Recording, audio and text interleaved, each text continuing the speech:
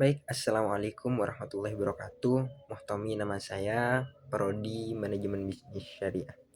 Baik, saya di sini ingin menjelaskan tentang strategi manajemen mutu terpadu melalui filosofi Kaizen, yang dimana konsep dasar Kaizen di sini merupakan perubahan, Zen merupakan adalah lebih baik. Jadi Kaizen di sini perubahan lebih baik, yang dimana perbaikan kecil akan tetapi perbaikannya terus menerus, yang dimana melibatkan seluruh karyawan, fokus pada efisiensi proses, yang dimana tujuannya untuk meningkatkan kualitas dan produktivitas dan mengurangi pemborosan.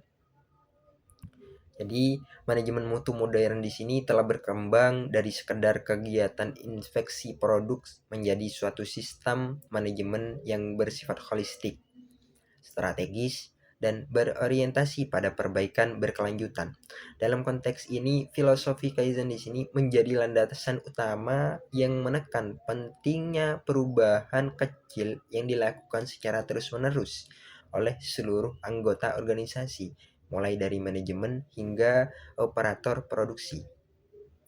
Implementasi Kaizen tidak dapat berdiri sendiri, tetapi memerlukan dukungan sistem total quality management dalam kurung TQM yang berfokus pada kepuasan pelanggan, keterlibatan karyawan, perbaikan proses, serta komunikasi dan pendidikan yang berkelanjutan melalui pendekatan organisasi dan menciptakan budaya kualitas yang konsisten dan berorientasi pada peningkatan kinerja. Jadi, konsep efisiensi dalam Kaizen. Ada 3 konsep. Konsepnya 3M, mengidentifikasi efisiensi tersembunyi. Di antaranya mudah, murah, muri. Mudah di sini pemborosan aktivitas yang tidak memberi nilai tambah, seperti aktivitas tidak memiliki nilai tambah, contohnya stok menumpuk dan cacat, itu mudah, pemborosan aktivitas yang tidak bisa memberikan nilai tambah. Kalau murah adalah keseimbangan proses kerja dalam kurung atau variasi dalam proses atau fluktuasi jadwal yang tidak stabil.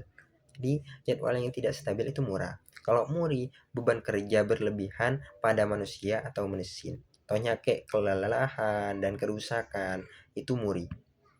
Jadi, dalam praktiknya proses perbaikan dilakukan dengan menghilangkan pemborosan melalui konsep 3M, mudah, murah, muri, serta membangun disiplin lingkungan kerja melalui metode 5S, ringkas, rapi, resik, rawat, rajin. Selain itu, siklus PDCA, Plan DO, Take Action, dan teknik analisis 5W+1H digunakan sebagai kerangka kerja sistematis dalam pemecahan masalah berbasis data. Jadi siklus PDCA dan analisa 5W+1H itu P itu plan, rencana, yang dimana identifikasi masalah, kumpulan data, analisa akar penyebab, rancang rencana perbaikan terukur, dan pelajari kondisi laporan. D, kerjaan, implementasi rencana pada skala kecil atau pilot dan lakukan latihan bagi personil untuk memastikan pelaksanaan sesuai rencana. A. Action, tindak lanjut, standarisasi proses baru jika berhasil, jika tidak pelajari penyebab kegagalan dan kembali ke tahap perencanaan siklus berikutnya.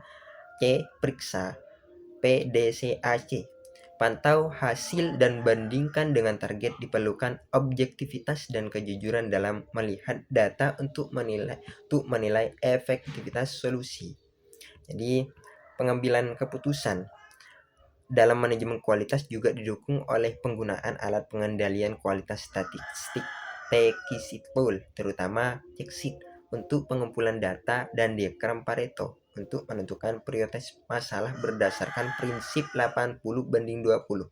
Jadi pengolahan data tersebut dapat dilakukan menggunakan perangkat lunak seperti Microsoft Excel untuk mempermudah analisa dan visualisasi data kualitas. Contohnya kayak studi kasus yang ada di materi produksi secit kopi menunjukkan bahwa sebagian besar masalah kualitas berasal dari beberapa jenis cacat utama, sehingga fokus perbaikan dapat diarahkan pada faktor yang paling berpengaruh. Jadi hal ini membuktikan bahwa pendekatan Kaizen mampu meningkatkan efisiensi dan kualitas produksi tanpa memerlukan perubahan besar pada sistem produksi. Jadi dengan demikian, integrasi antara Kaizen, TKM, dan alat statistik pengendalian kualitas merupakan strategi efektif untuk menciptakan sistem produksi yang efisien, adaptif, dan berorientasi pada kepuasan pelanggan.